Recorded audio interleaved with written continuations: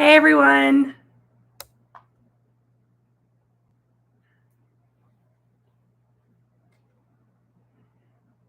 We're going to go ahead and get started in just a couple minutes because it's scheduled to start at 9 p.m. Eastern. But while you're waiting, go ahead and say hi in the chat if you are interested in doing so.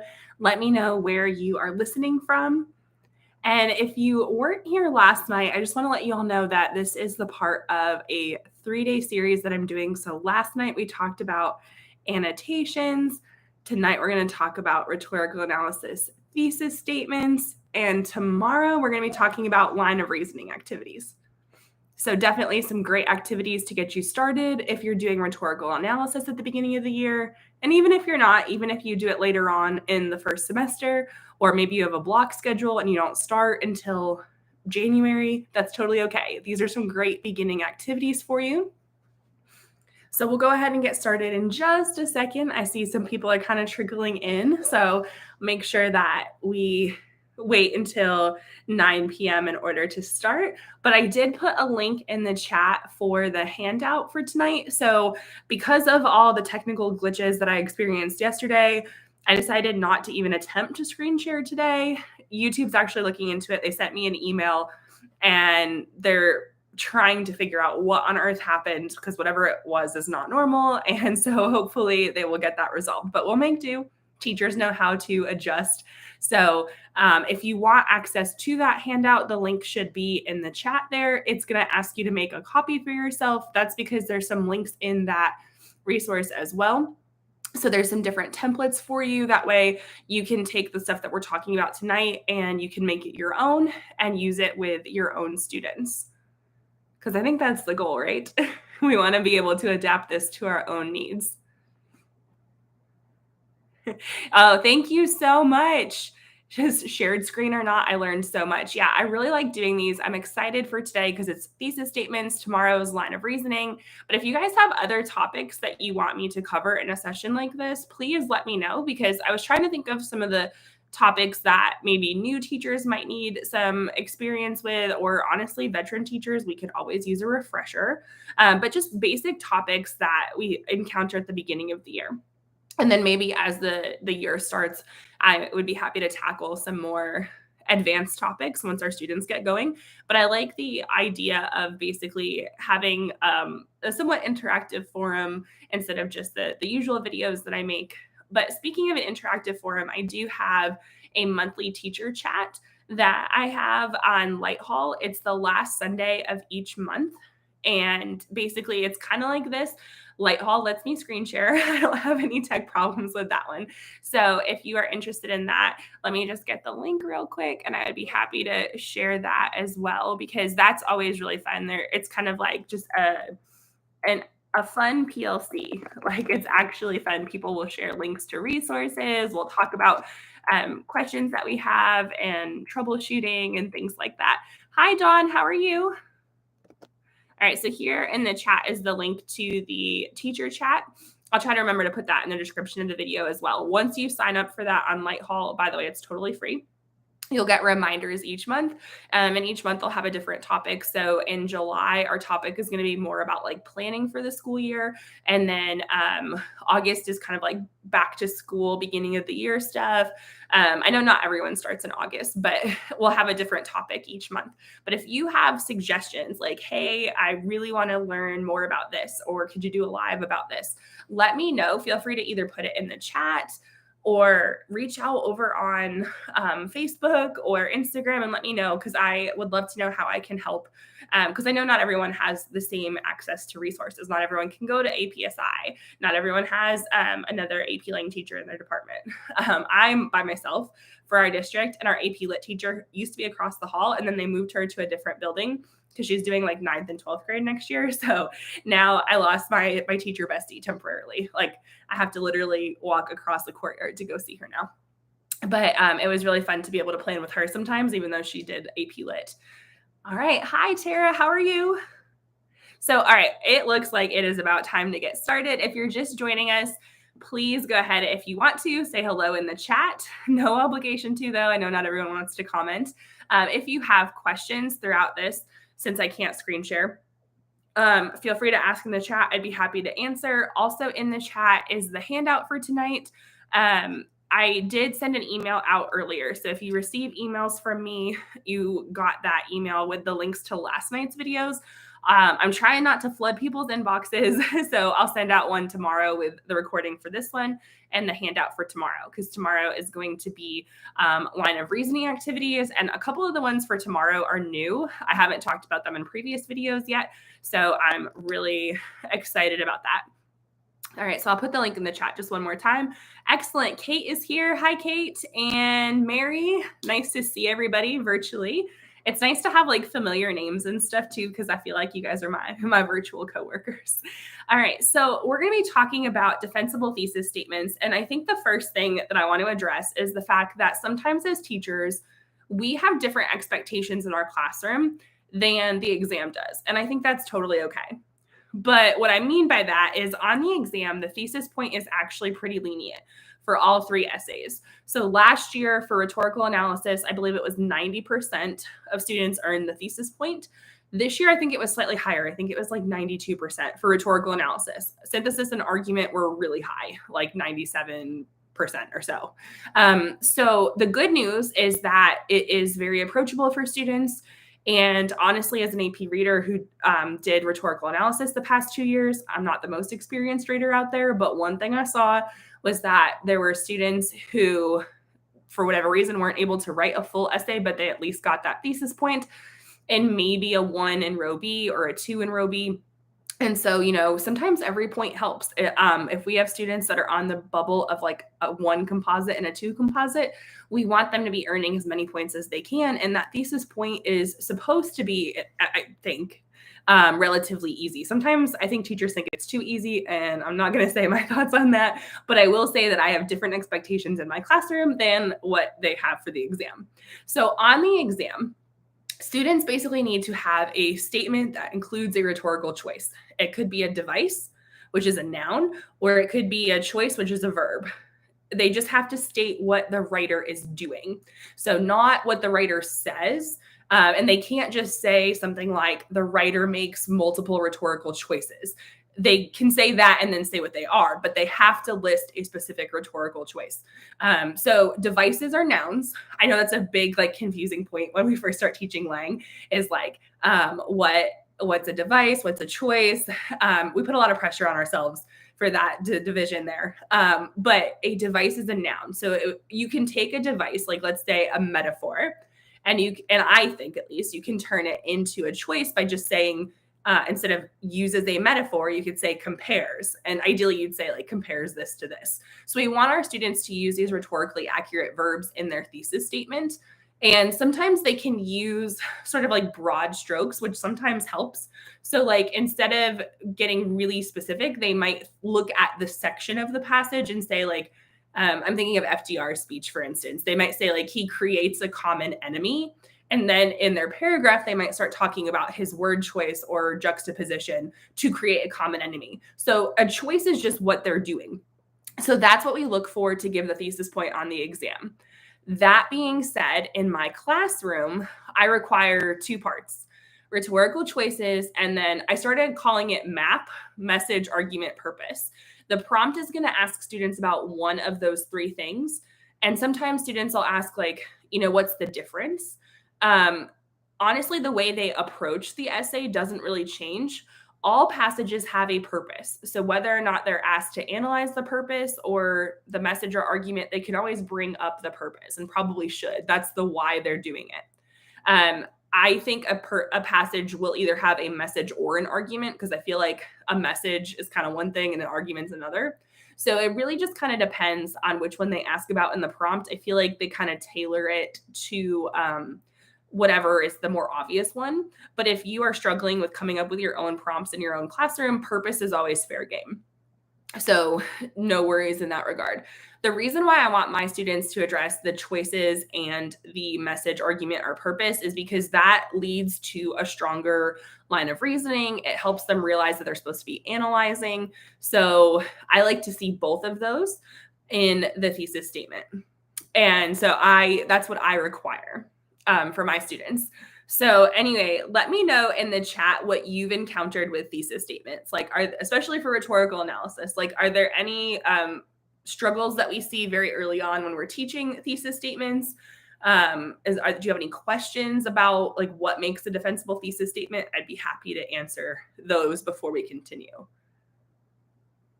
Honestly, a lot of times I think students have written thesis statements before for like other types of writing, but they might not have done it for rhetorical analysis. So it sometimes seems a little bit more intimidating, I think, than it needs to be. We want our students to be able to write a thesis statement very comfortably. And so I've got some activities that I'm going to tell you about in a little bit that I think can help with that process. So one way to help with this is using a sentence frame. Some people might call it like a model sentence or a mentor sentence or a sentence stem. To me, they all mean the same thing. So I've got a couple to share with you. And I do include some of these in my videos. I've kind of redone a couple thesis statement videos. So I've got a couple different thesis statement stems out there or sentence frames, and I'm not the only one who has them. There are other teachers, Tim Freitas from the Garden of English, he has one that's really similar. Like, it's not necessarily something that any of us invented. It's just something that we all kind of have done. So let's see, in AP World, we are certainly loving our acronyms. I'll be adding MAP. Yes, I love acronyms for certain things. And our APUSH teacher has a ton. I can't always figure out what they mean. Like, I'll hear the kids talking about it and I'm like, oh yeah, but we have some for Lang too, as well. But MAP just, I don't know, it just seemed like it fit. Buy the file, so worth it. Which file? I might be confused. Maybe I missed something. Because I want to know what's worth it.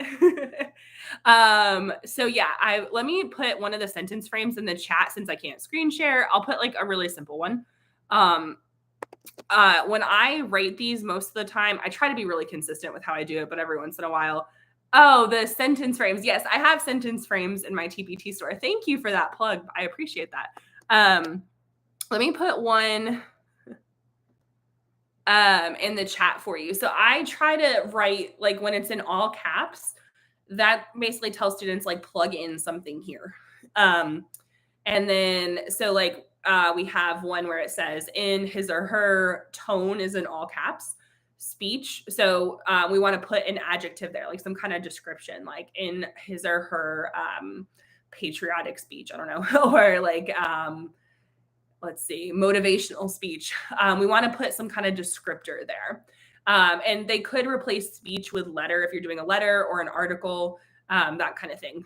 And then we have audience in all caps. We want them to identify the specific audience. Speeches tend to have a very clear audience. I think that's why they've done a lot of speeches. I think there's two reasons why they've done a lot of speeches. One reason is because they have a very clear rhetorical situation. So I think with that push for the rhetorical situation, I think speeches and letters lend themselves to that. Also, a lot of presidential speeches are in the public domain. So I think it makes it easier on the College Board, if I'm being honest.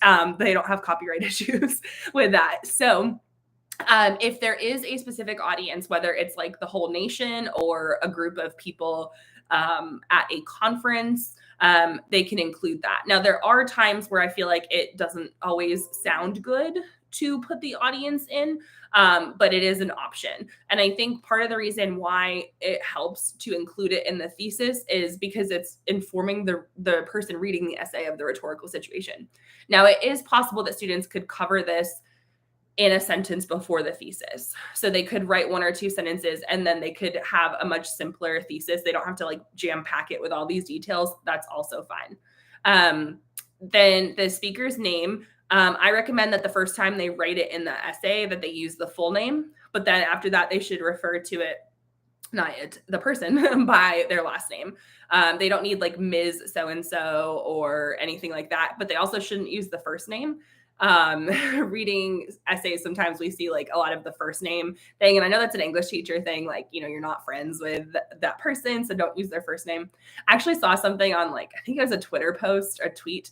A student reached out to Neil Gaiman, a writer, and was like, hey, my teacher said I can't refer to you as Neil in my essay unless I have your permission. Can I do that? And he wrote back, yes. And I was like, that's hilarious, but also as a teacher, like, no, I just thought it was funny. So they have the speaker's name, and I put credentials there. That's optional. And it can go afterwards as in a positive or like before describing it, but things like maybe like activist or social worker, or I'm trying to think of other ones. President, I guess, would come before, but like some kind of like Supreme Court justice or something like that. Any kind of credential that the person has, usually that's provided in the prompt anyway, they can include that. Again, that one's optional, but I think sometimes it helps. I also use that as a way to teach my students about sentence construction. So we'll talk about, okay, if I wanted to say, let's see, former President Obama or Barack Obama, former president, we talk about how we would punctuate those. So I kind of have like a mini grammar lesson with this sometimes. And then the choices. So I put choice verb because we want to try to emphasize those rhetorically accurate verbs. But in my opinion, at the beginning of the year, if students are using devices, they're saying like uses a metaphor or something.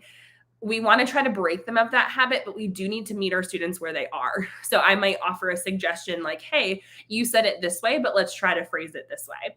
And we'll talk about that a little bit later too, is sometimes I give my students like the verbs that I want them to try to use in the very beginning, because sometimes they don't know. Like I remember one time we were going over anecdote and I was like, I shouldn't have asked it this way, but I was like, can anyone think of a way to turn an anecdote into a verb? And I meant like a phrase, but someone was like, anecdotizes. And I was like, no. So we were like talking about, okay, this is what's like, what are they doing when they use an anecdote? And someone's like, well, they're telling a story. And it's like, okay, well, let's say that instead. One year I had a student try to write metamorphizes for a metaphor. So sometimes they invent their own verbs. So giving them the verbs helps. And then and then the purpose. And sometimes in the prompt, the message, argument, or purpose will be provided, but it's usually a little bit simple. Like it might say a message of identity or a message of perseverance or something. Students can use that language in their thesis, but as they get stronger and they get more practice with this, we want them to kind of use their own language there, at least in my opinion, to make it more their own. Yes. So if a device is a noun, is tone an adjective? Yes. So when it's like in that sentence frame, when it says tone in all caps, I tell them to put like an adjective or like a descriptor there. Sometimes descriptor makes more sense to them. Going over tone words can sometimes help too, because a lot of my students don't know tone words, or like they only know really simplistic ones. And then they'll Google some, and then they'll come up with ones that sound wonderful, but they're not at all accurate. So one thing that you might encounter is like students might not know the tone right away. So that's something that we sometimes talk about, especially when I'm introducing thesis statements. I might put this sentence frame on the board and I might say, okay, like with your partner next to you, come up with one tone word. And then like, I'll write everybody's answers on the board and I'll say, okay, when you're writing your thesis using the sentence frame, choose one of these words. Because sometimes they have very limited vocabulary with tone words. Yes, using sentence frames last year had a positive impact on my students. That's awesome. I think they're really helpful. I think sometimes people assume like, it's, I don't know, not like cheating, but they're like, oh, well, everyone's going to write the same sentence. Well, whether you give them a sentence frame or not, most students' thesis statements are pretty similar. But also, I have found that sentence frames are a great way to get students to articulate their thoughts. Because the reason why I started using them is because I had students who were like super strong in class discussion, but then we go to write and none of the insight that they had talked about in class made it in their paper. And after talking with some of these students and trying to figure out why, I realized it was because they didn't know how to write their thoughts down. They had the good ideas, but they didn't write them down. And then I had other students who maybe didn't have such strong ideas, but they needed help. Like they're like, give me something, like tell me what to do and I'll do it. So it really helps. Sentence frames really help in general. And I have found that the more I use them, then as students get better with it, they rely on them a whole lot less. So it's just a tool in their toolbox. Okay, let's see.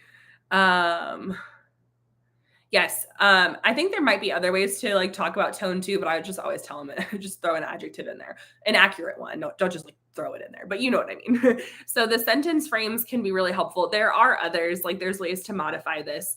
And like I said, if they're writing a longer intro, like maybe a couple sentences before this, and then the thesis, then maybe some of this information's already been established. But that brings me to a question that I sometimes get, how long should an intro be?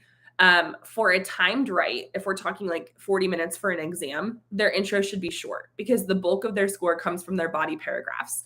I have seen students score well with just a thesis as their intro. Sometimes students will skip a couple lines, write their thesis, write the rest of their essay, and then they'll go back to it and kind of develop their intro.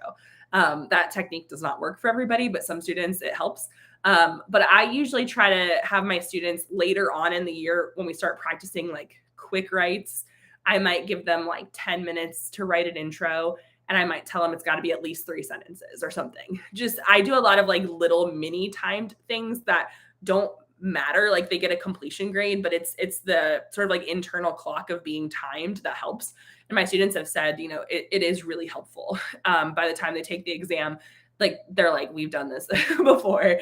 So I try to not always assign like full length essays, but like shorter assignments and still sometimes time them because it creates a little bit of pressure, but it also lets them know what like 5 minutes or 10 minutes feels like as well. So the other question that sometimes comes up is like, does the thesis have to be the last sentence of the intro? Technically, no. In the rubric, it says it can be anywhere. If I don't see it in the intro, I sort of immediately go to the conclusion just to see if they earned the point. If it's not in the conclusion, then the next place I would look is topic sentences. But I tell my students, don't make me go to your topic sentences to see if I can give you the thesis point. I would say almost all the essays that I read, either at the state level for our mock exam or as a reader, all the ones that I can remember seem to have the thesis as the last sentence of the intro.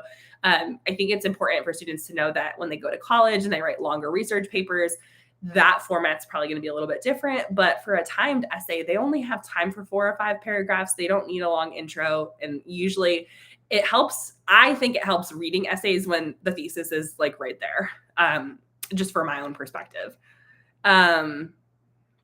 Let's see. Even with the thesis statement, even with the frames, they varied. Yes, I think that's super important too, because some people, like I said, are like, oh, well, they're all going to write the same thing. No, they still put their own original ideas in there. In fact, I think that puts a little bit more pressure on them to like use more descriptive language, like more precise language, because they want to be different, I guess. So yeah. When do you introduce students to the essay rubric? That is a great question. So to be honest, because I teach my students in Honors 10 and then they go into AP Lang, in Honors 10, sort of at the very end of rhetorical analysis, when they write their first essay, we do go over the rubric a little bit. I don't even talk about the sophistication point. We just go with like the thesis and the 4 evidence and commentary points. So I don't know that I have a definitive point of when I bring it up. I will tell them like when I talk about thesis statements, hey, this is 1 point on the rubric and here's how you earn it, and things like that. I like to sometimes show them student samples of essays at some point. So if I'm going to show them a student sample, I'll probably show them the rubric too. I don't know. I think I teach a fair amount of skills before I actually show them the rubric. That's not to say that that's the right way. It's just that I think the rubric perhaps could be very intimidating if they don't know the skills. So if they at least know the terminology, I think maybe the rubric is less intimidating.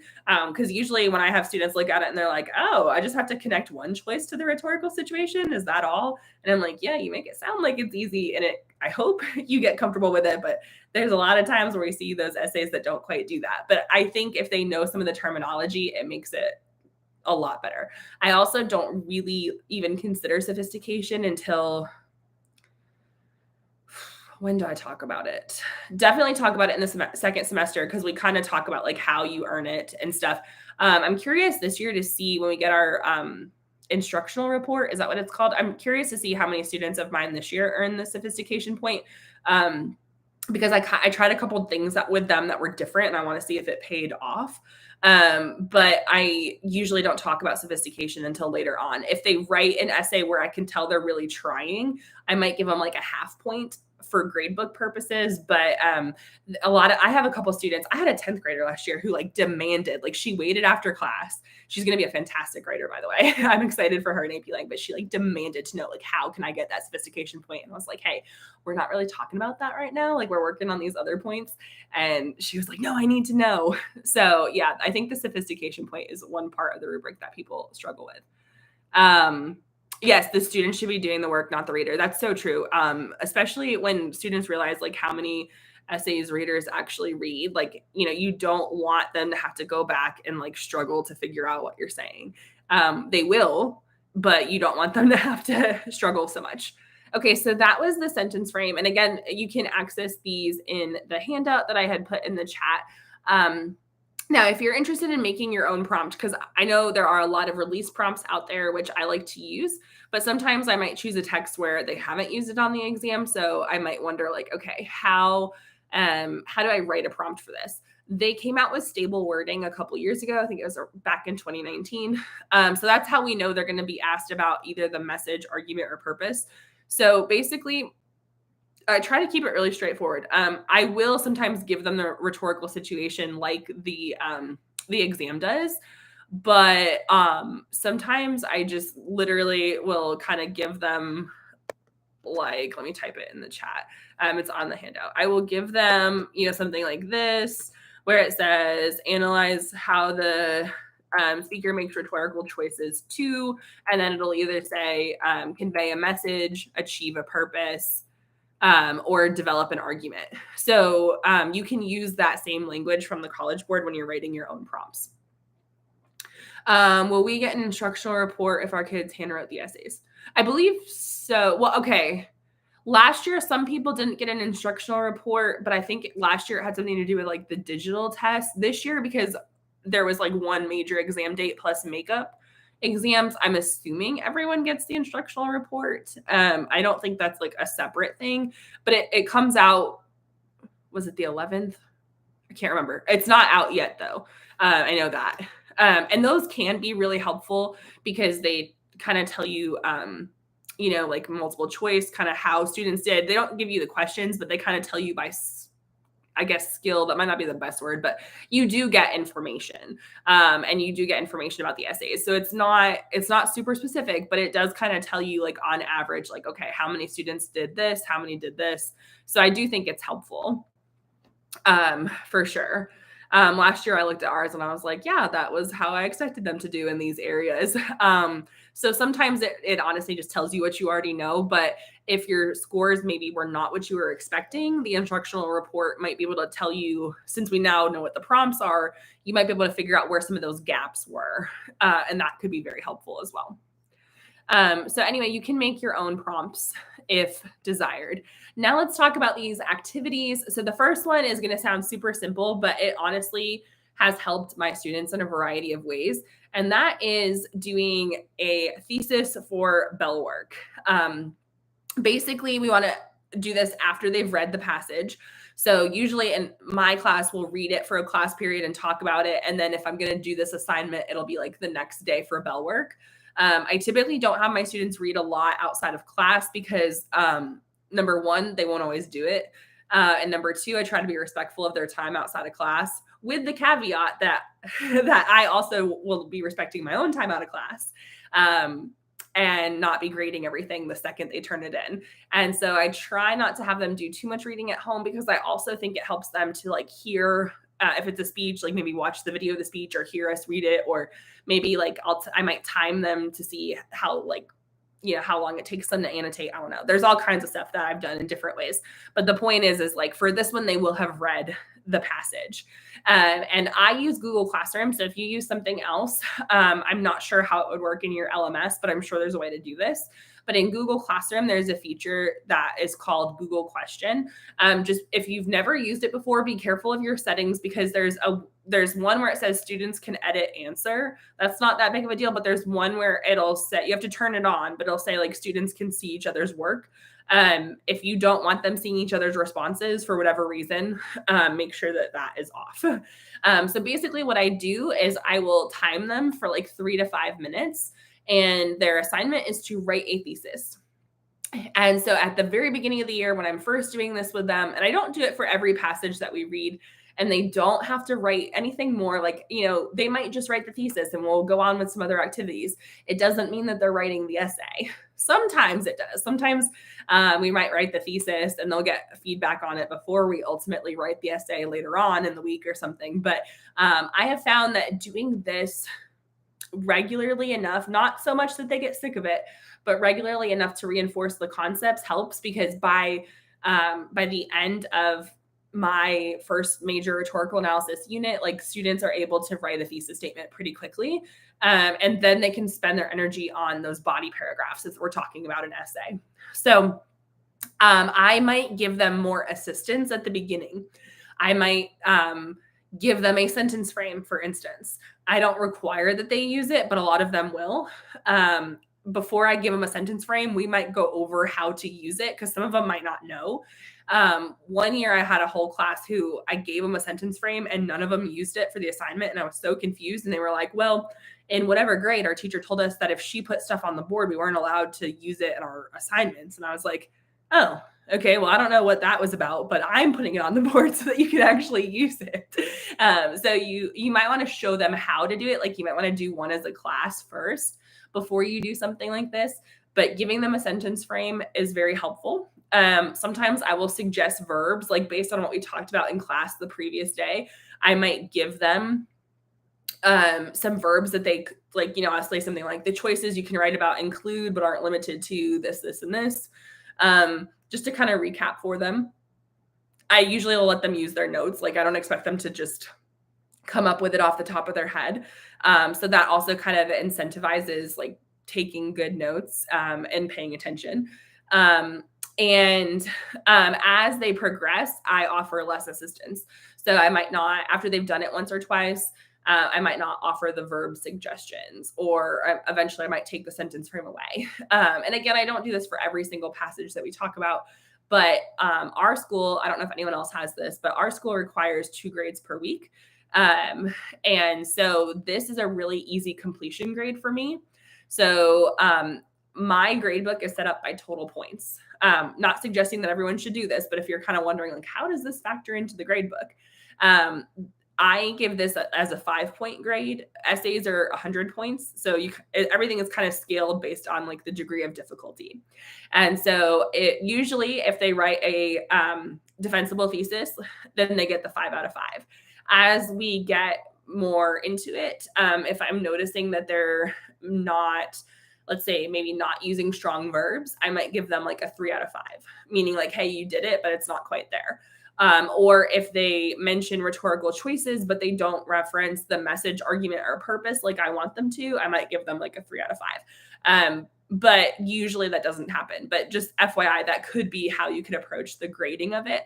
But I like to do a completion grade because it makes it a lot easier on me, and it's small and it doesn't jeopardize their grade in any kind of way.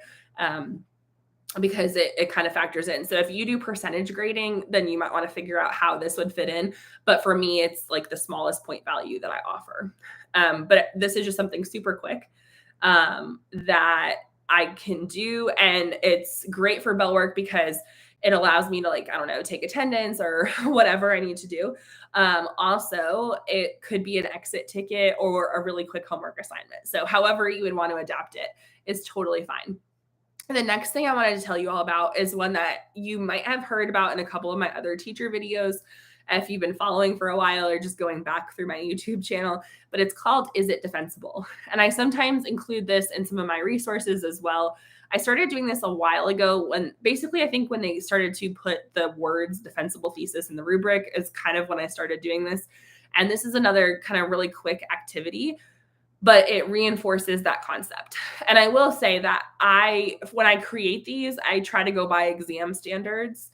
So sometimes it's really hard to come up with the sentences that are not defensible and offer any kind of variety. But there is a range of what's defensible. So if you're looking at some of these that I'm going to talk about in a second, you're like, I wouldn't give that credit in my classroom. That's totally okay. You can adapt these to however you want. But when I put them together, as far as like an answer key, I tried my best to follow exam standards. But there is a range, like a spectrum, if you will. There are some thesis statements that barely squeak by. They're defensible, but they could be a lot stronger. And then there's some that are average, and there's some that are amazing. So it also, I think, helps for students to, when they do this activity, to see what you could write about, or to see how people might structure a thesis statement. So the is it defensible activity could be great for bell work. That's how I usually do it, but it could also be within a lesson. It could be an exit ticket, it could be homework, whatever you want to do. But like the previous thing, they should have read the passage. I do think students could technically figure out if something's defensible, even if they haven't read the passage, but I don't think that would be super helpful for them. So basically, if you're looking at like the handout, I put links in there for you. All this is it's kind of like a table, and I have the thesis statement, and students write like yes or no, like is it defensible? I'll usually give 3 to 5 of them. To extend the activity, I'll have sometimes add a box where it says like write your own thesis, so they can't copy what was above, but they can still use those same ideas. So it's just a quick way to expose them to a defensible thesis statement and reinforce those concepts. So I have what I've been calling a database of these like pre-made thesis statements. I tried to choose some of the more popular exam prompts and stuff. And I'm going to be adding to this, by the way, but it's a copy link, so you'll get like the current version. All I do is I kind of copy and paste from here. So if you want to make your own, you're welcome to use these. You can use ones from previous essays. I don't know if you could do it with student work, but I feel like there's a right way and a wrong way to do that. But however you want to do it. But there are some there for you if you're like, oh, I like this idea. You can copy and paste them in there. And then there are templates. So one is in Google Docs, and you can edit the templates and copy and paste and do whatever you want to do. You have your own copy. And then there's one in Google Slides, which those tend to have a little bit more room, I think. And so I tried to give a couple different formats and things like that. I also have some that are pre-made. I just started making them in a self-checking resource. So I haven't actually given these to anybody yet. You guys are the first to try them out. They are really simple. I'm not going to lie. Like it's a little anticlimactic, but my students liked them the first few times they did something like this because it's done with conditional formatting. So basically, since I can't screen share, they'll have the thesis statement and there's a box. And if it's defensible, they'll write yes. And then if they're right, the box turns green. If they're wrong, it turns red. So yeah, they can change their answer. But I also give these as a completion grade. So I included some links. Hopefully the links work. If there's a problem, let me know, because I did get a couple share requests earlier, but I tried to make it so that anyone with the link can view and that it should make a copy for you. That way, if you're like, ooh, I would never accept that as a thesis statement in my classroom, no problem. You can change it, but the coding should stay the same. So like if I said, let's say, how do I want to say this? If I said, yes, it's defensible and you would want it to be no, like if the answer is yes, like it's going to be yes. So you just keep that in mind if you want to alter them. And I do not mind if you alter them. But I included some for Florence Kelly, Alfred Green, Bush 9/11, Banneker, and Sojourner Truth. Those I just figured were some popular ones. And if you really like this idea, I would love to know, because I'm in the process of, I shouldn't say I'm in the process yet. Later this month, this will be my next project. I intend to do it for Q1 and Q3 as well. That way I can basically use the same templates, but you could do this with those other essays and just something that I could give to teachers. But like I said, this is not like a miracle of any kind of way, but it is a quick and easy assignment. It's something that could be great for a bell work to reinforce the concept, and it is kind of fun. So hopefully if you've already heard me talk about the is it defensible activity, you like the idea of self-checking. Because I think sometimes like when something's like a little new and different, kids like it. So let's see. These documents say we have to request access. Okay. Let me see what I can do, because that's not supposed to happen. Let me try to, because it says everyone with the link can view. This is why I dislike Google sometimes, is I feel like I'm doing it the same way that I always do. And then sometimes it works and sometimes it doesn't. Let's see. Now that I'm like, okay, let's see. Now I'm looking at this. I can't find which folder it's in. Okay, so let me change one of them.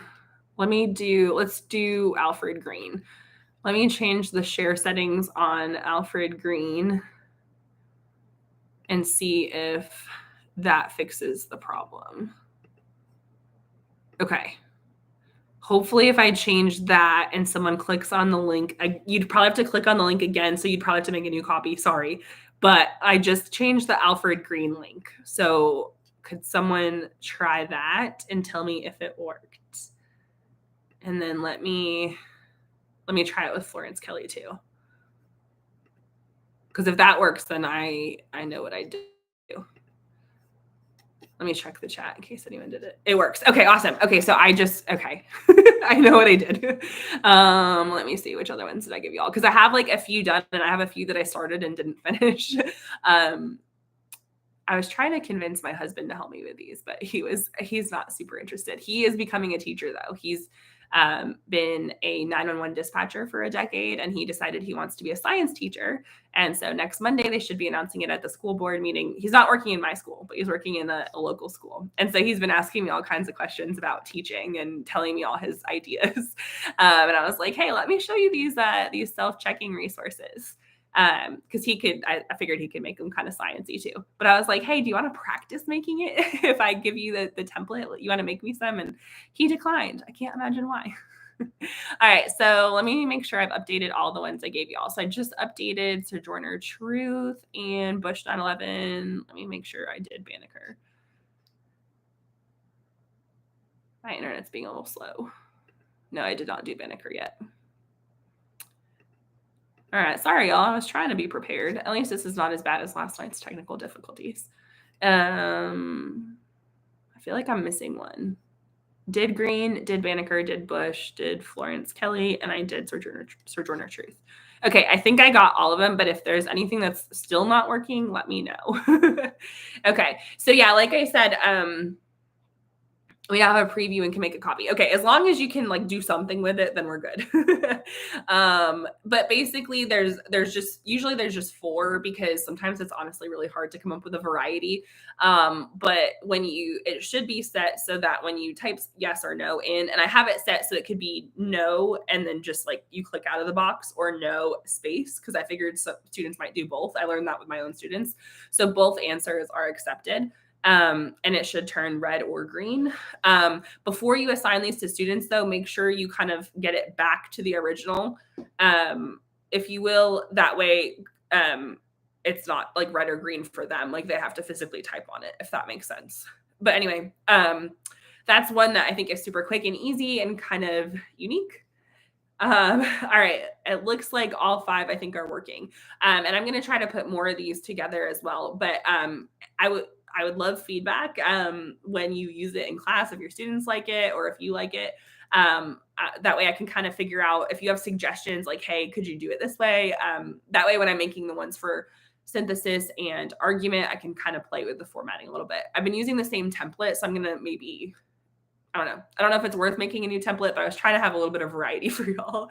So anyway, yeah, that's the is it defensible activity.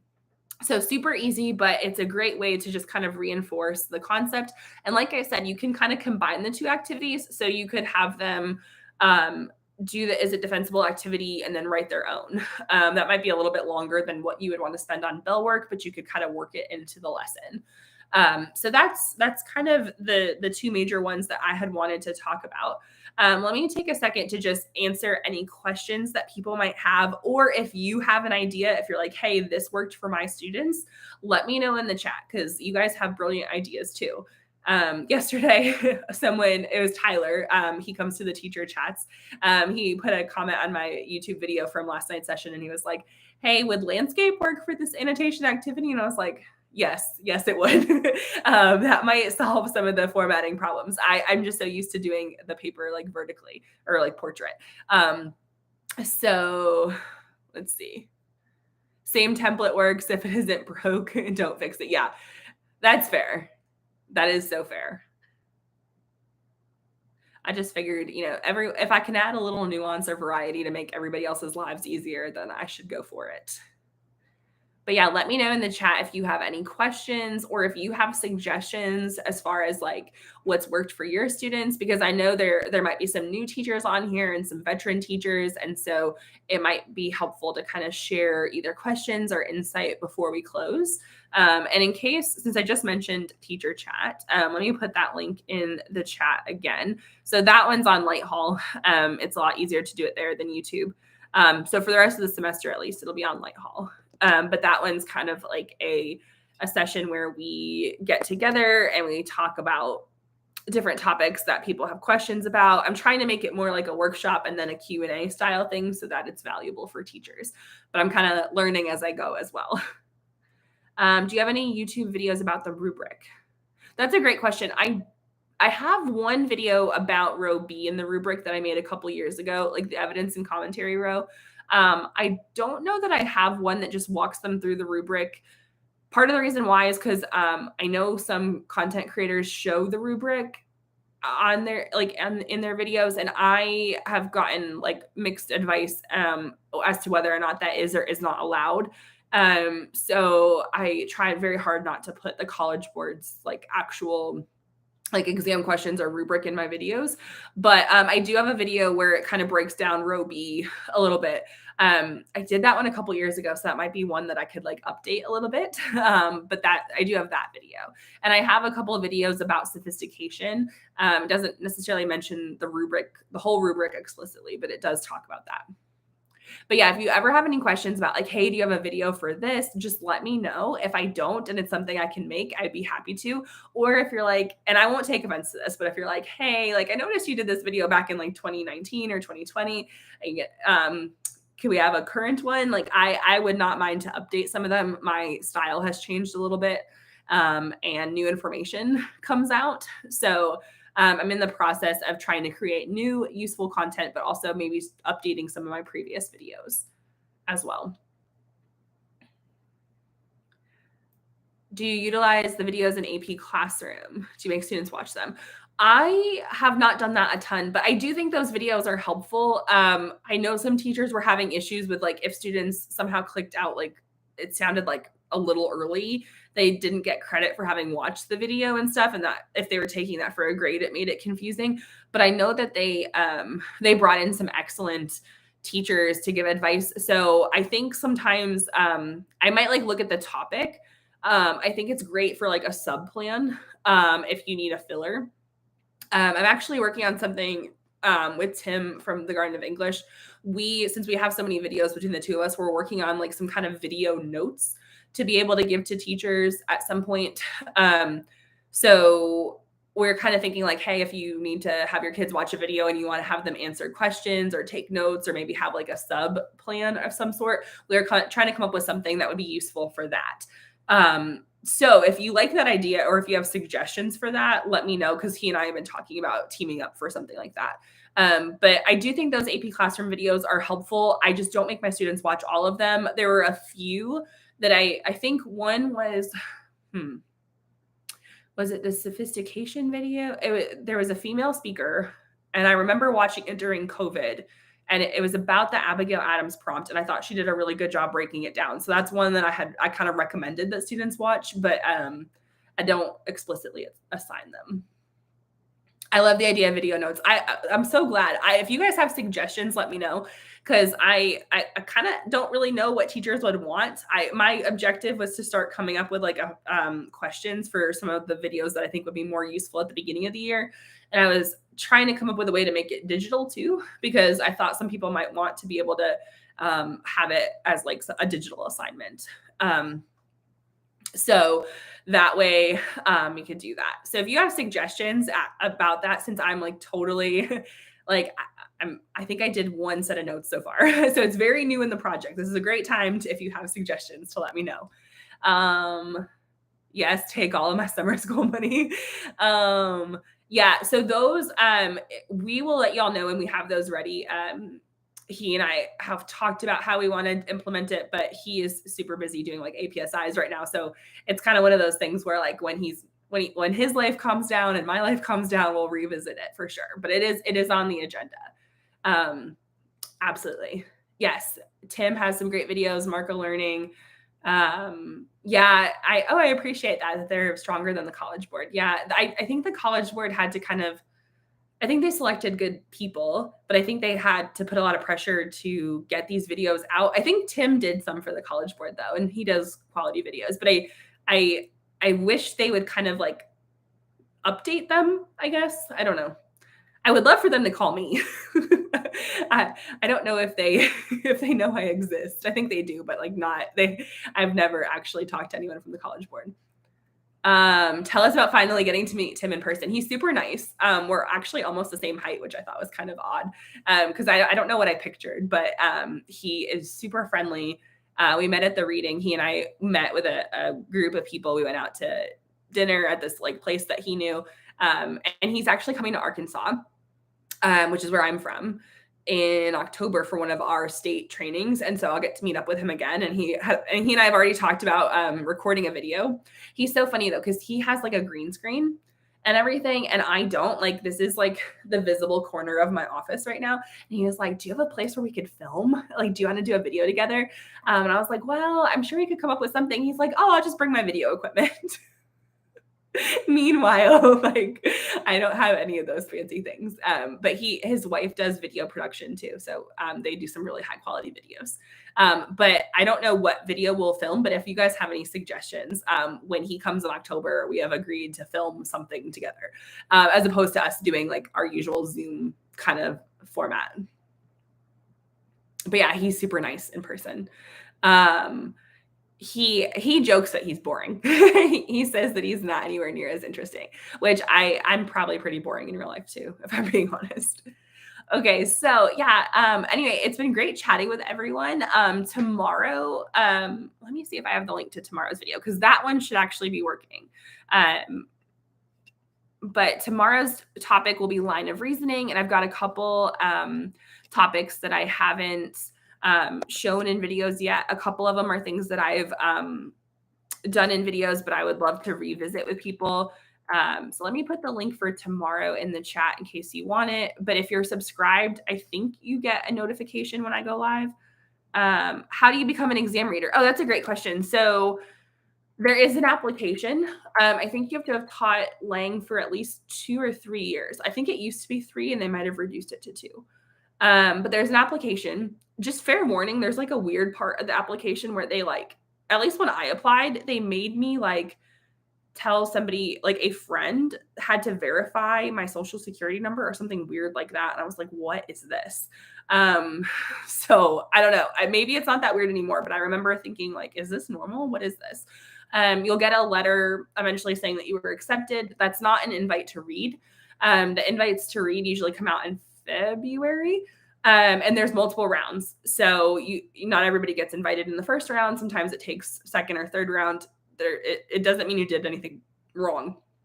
But they try to figure out like how many people they need and stuff like that. It is a very valuable experience.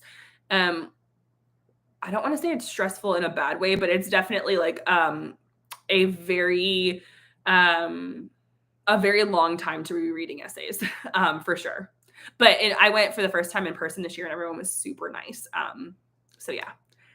Oh, all right. Well, if you can't hang out tomorrow, there's no big deal because it will be recorded, and I will post the link on my Instagram stories, my Facebook page, and I'll send out emails.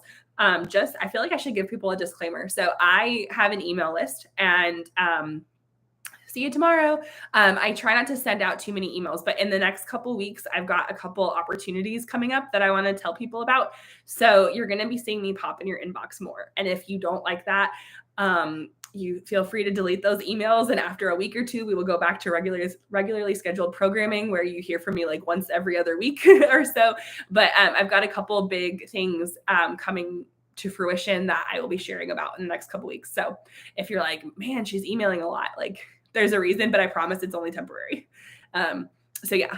But anyway, awesome. I hope to see everyone tomorrow to talk about line of reasoning. I don't want to keep anyone away from their families any more than I already have, but I really appreciate you joining tonight and asking such great questions. Hopefully these are activities that you can very quickly and easily use in your instruction. Question 1, synthesis. Is the argument without evidence? So synthesis has sources and argument. They have to come up with their own evidence, which is what my students hate about it. So they still need evidence, but it's evidence from their own experience or history or current events or things like that. If that didn't answer your question, let me know. But yeah, synthesis, they pull from the sources, argument, they pull from their own minds. And I do have something that I'm going to be sharing about at the end of the month, an activity that I did last year that helped with that. So I have some resources coming for everyone, like just some slides that I'm going to share with everyone to help with argument as well. In some ways, I really like this week's format for the live sessions. You can be chatty. Then you can be more formal for the recorded videos. Yes. Yeah, absolutely. I like to be able to talk to people, but like, yes, it does get a little chatty at points. Whereas my videos that are pre-recorded, I try to be pretty concise. So yeah, definitely two totally different formats, but I try to like give you all a different side of me in these as well and get to hear from you. But yes, I'm probably going to do a shorter version of this as well, because not everyone's going to want to watch an hour-long replay, but that way you can kind of choose your own adventure. So yeah. But anyway, I will see everyone tomorrow. If you have more questions, feel free to reach out. But I hope everyone has a great night. Bye, everyone. Thank you so much for coming.